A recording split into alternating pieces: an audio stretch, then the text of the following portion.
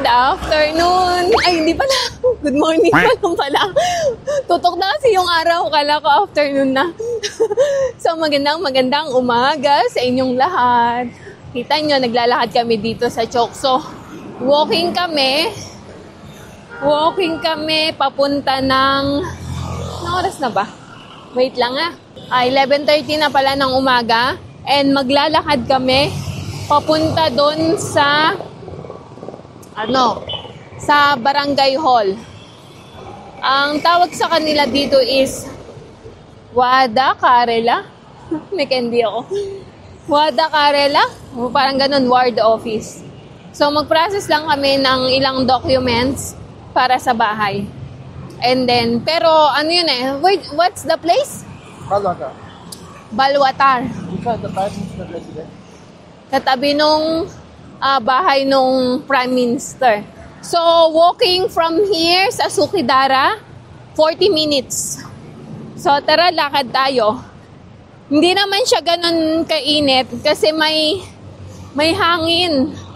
Windy season na until March. Lilipat tayo. Ang hirap lumipat, no? Tingnan nyo yung mga sasakyan. Tapos dito din sa side na to, walang traffic stoplight. So, by chance ang lipat.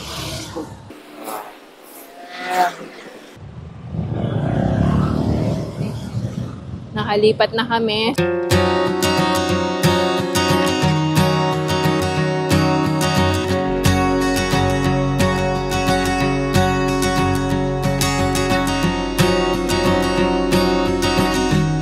So, ayan, approaching na tayo sa Dumbaray People Bot. Tapos sa side na to, ito, school yan. Government school. Public school.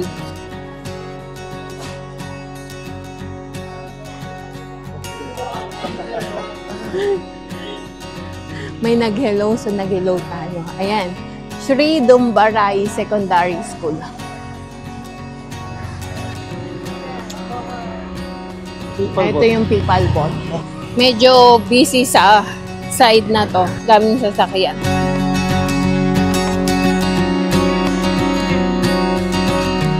So, andito na kami sa Vishal Nagar. Ay, paakyat to. Tingnan nyo yung inakyat namin, no? Ayun, pababa. Pagpunta doon, Hadigaon yun. Yung way na yun. Okay, tara. Lakad pa tayo. Waiting shed. Tapos dito banda, may embassy ng Finland. Ayan. Okay. Tapos, ayan, may temple. Ay.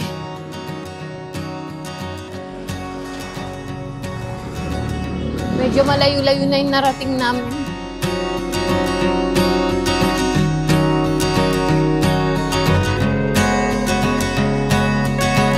Takhali Restaurant.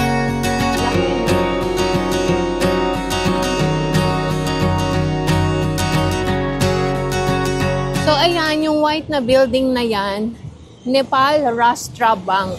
So, isa tong branch na to parang sa atin, Bangko Sentral, pero isa lang yung branch. Sa kanila kasi may mga branches. Central Bank of Nepal. So, etong bahay na to, iyan na yung barangay hall. So, hindi ako pwedeng mag-film sa loob. Kaya hanggang labas lang tayo. At pakita ko sa inyo yung mga nasa paligid. Ayan Kathmandu Metropolitan City. Central Office, Nepal Rashtra Bank. Ang laki niyan, ayan. Ayan.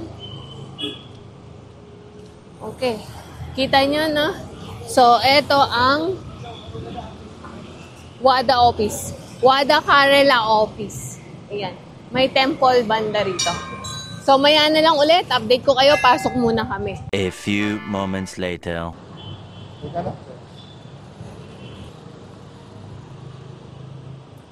Okay, tapos na kami dito. At may binigay na libreng fertilizer. Ayan. So, Mag-taxi na kami kasi mabigat ang dala namin. Pabalik na kami. Ayan.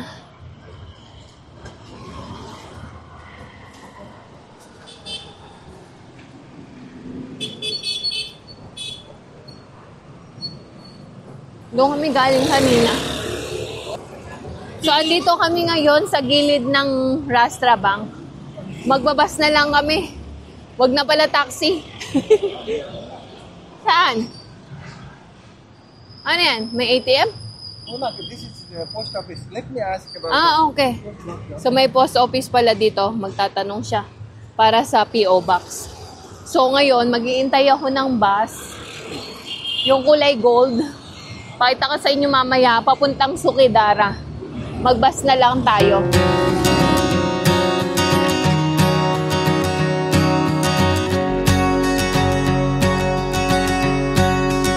Ito na, sasakay kami ng bus papuntang Chabel.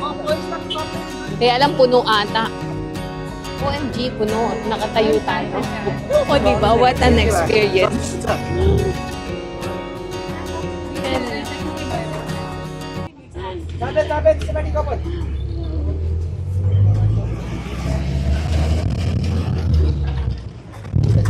Tapos, ang bilis pa magpatakbo ng bus. Okay, maraming bababa. Dito. Yan, nakaupo na din sa wakas. Okay. Okay, nakaupo na tayo. Pero puno pa rin ang bus. Okay, andito na tayo sa bus. Ayan. Bus tour ulit tayo. Papunta to ng teaching hospital. Tapos dadaan ng Chakrapat kung saan yung Batbatini na nilalakad namin. Tapos Dumbaray at pagkatapos Sukidara na. So Army Camp yan. Sa kabilang side teaching pero hindi ko sa inyo mapakita. Pero tingnan nyo, ang daming mga pharmacy. Puro pharmacy.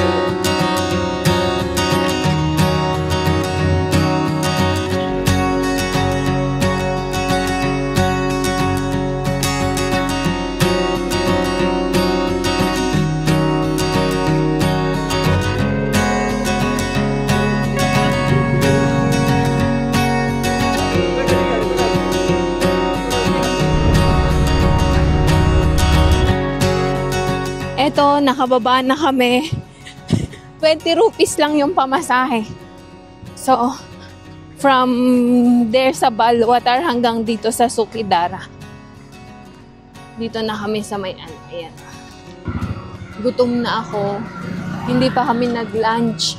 So, time check siguro nasa 1:30 na ng hapon. Nandito kami banda sa may ano. Kain tayo dito sa taas ng Salisbury. Merong The Burger House. Ayun o. Ganda ng location.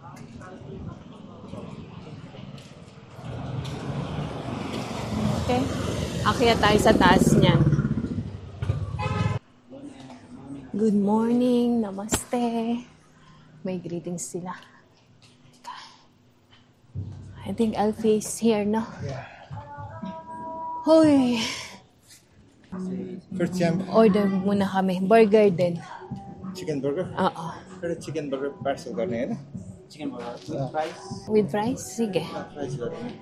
किसी लड़ जाने हैं ना? अनि यहाँ कुछ और जगह मेरे सामने ना? So, inuna namin yung order ni Cham. Ay,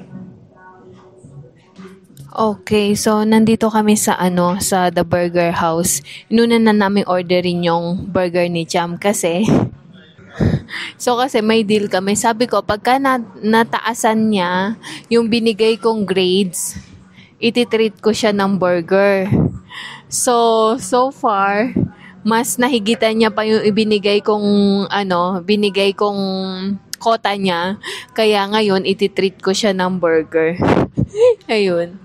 So, order muna kami and then maya naman ulit. So, ayan na. Ayan na ang aming tea. Parang katulad lang din nung in-order namin nung nakaraan.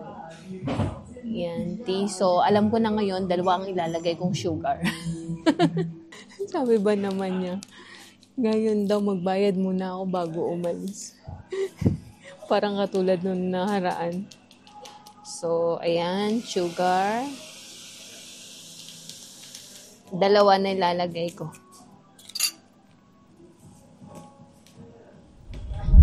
So, nag-burger lang ako. Tapos siya, mama. So, ayan na yung order ko, yung burger. Tapos may konting fries. Dapat pala, hindi na lang ako umorder ng fries. Ang usually burger, 170 ata, walang fries. So, yung may fries, 205. So, yung order ko, yung burger, yung normal, yung last time na in-order ko dun sa, nasa airport tayo, 170 yon. Ngayon, ito in-order ko with fries, 205. Tapos, ganito lang konti yung fries. Kain tayo. Okay na.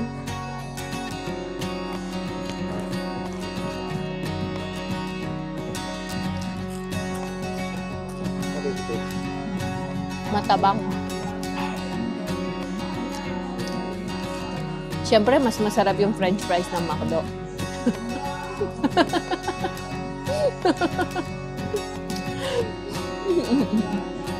Okay, kain tayo. Bilang ko lang po ilang piraso yung fries. 7 pieces lang. May isang maliit pa. Matabang. Parang gagawa na lang ako ng french fries sa bahay. Buti pa.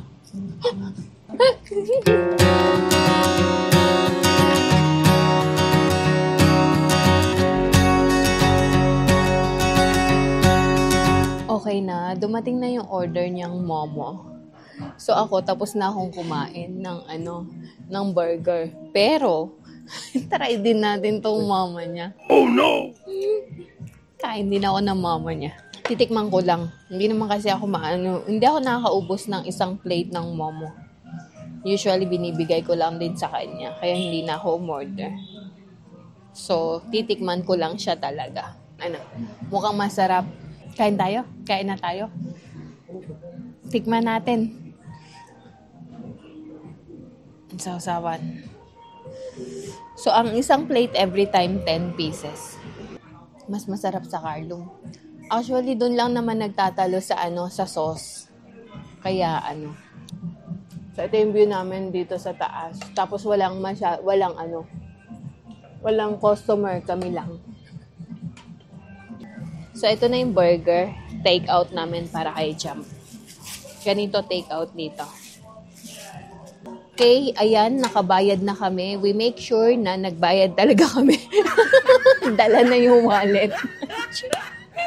Okay, tara, umuwi na tayo. Nagpo-food review sana ako yung mga kinain namin kahapon. Mamaya na lang sa bahay. Tara na. Tapos ito yung fertilizer, yung sabi ko sa inyo kanina. Uwi na tayo. Danyabad. Thank you. Ito. Okay, the burger house. Let's go home. So from here, sa hagdanan, dito, kita mo na yung Salisbury. Yan. Ayan. Tapos yan. हाँ एकदम राम्रो आउँछ त मलाई नाम निकाल्ने यो चाहिँ मिठो उस्तै हो एउटै लिएर हो त्यो May nakita kami, ubos na kasi yung ganito namin na galing sa village. Ang natira, maliliit na lang. So, ayan, namimili siya. 160 बेच्छ पसलमा अनि यही त हो 1 kilo, 120.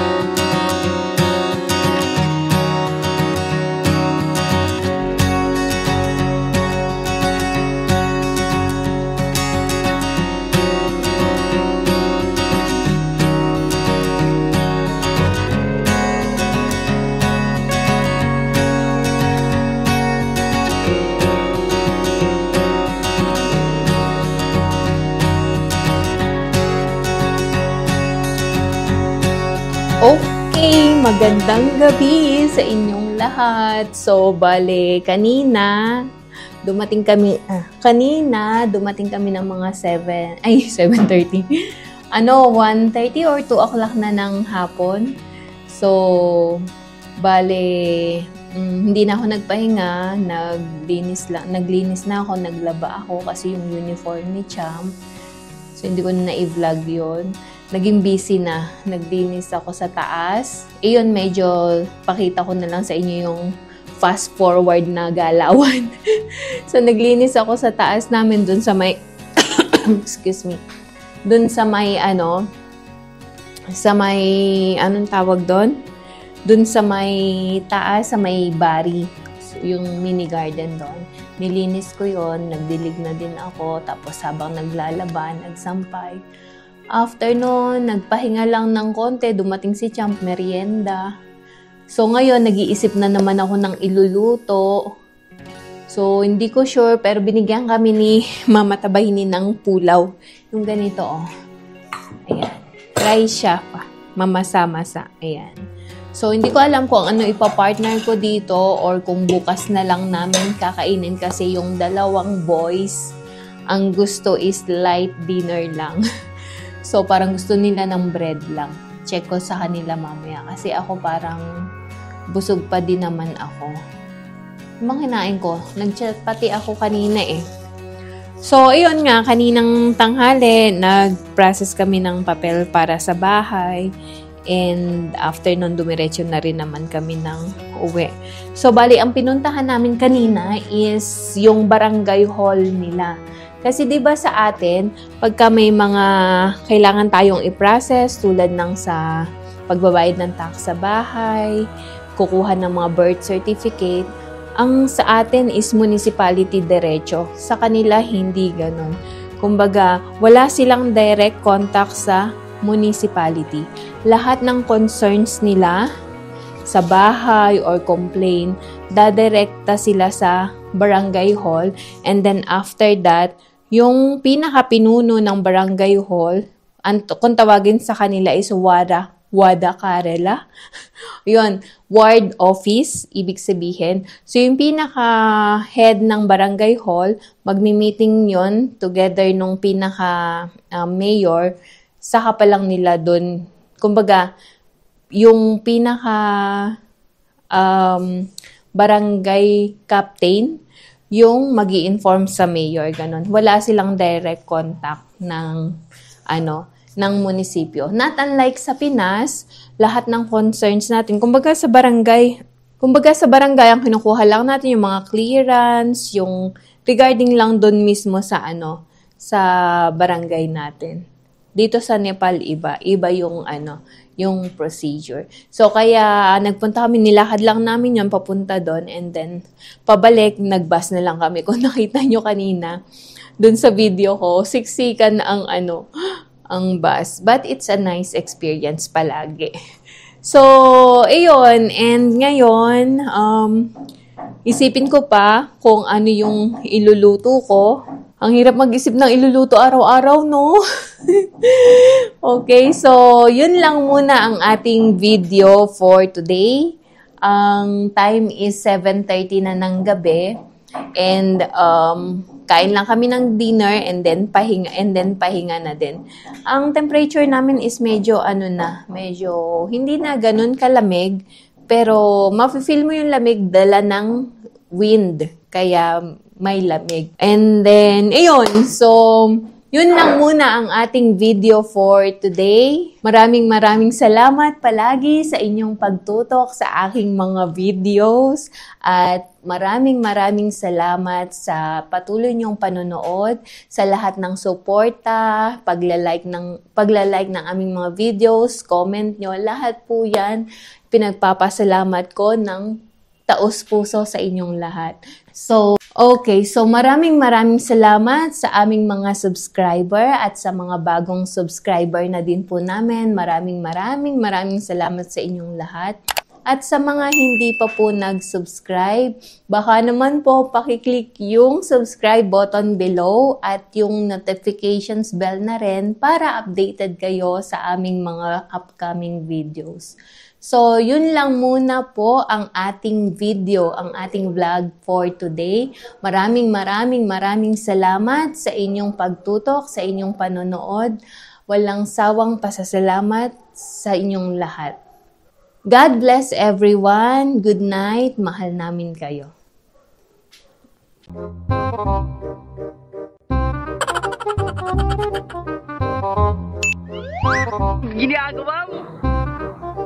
If you like this video, please consider subscribing to our YouTube channel, SL Nepal. Thank you for watching. Have a nice day.